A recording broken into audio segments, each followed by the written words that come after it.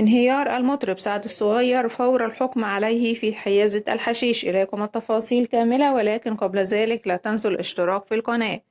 تعرض المطرب الشعبي سعد الصغير للانهيار داخل قفص الاتهام فور صدور الحكم عليه بالسجن المشدد 3 سنوات وغرامة 30,000 جنيه عن التهم الموجهة إليه، وهي حيازة مخدر الحشيش.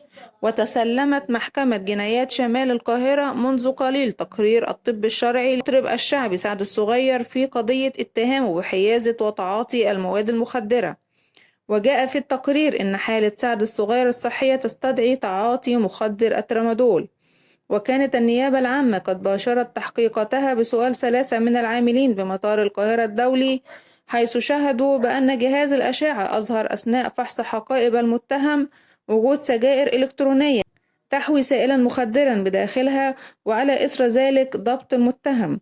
وأثبت تقرير المعمل الكيماوي أن السجائر المضبوطة تحتوي على سائلا لجوهر الحشيش المخدر، كما ثبت بتقرير الفحص احتواء العينة المأخوذة من المتهم على جوهر الحشيش والترامادول المخدرين. وإلى أن نكون وصلنا إلى نهاية خبرنا. دمتم في رعاية الله وأمنه، والسلام عليكم ورحمة الله وبركاته.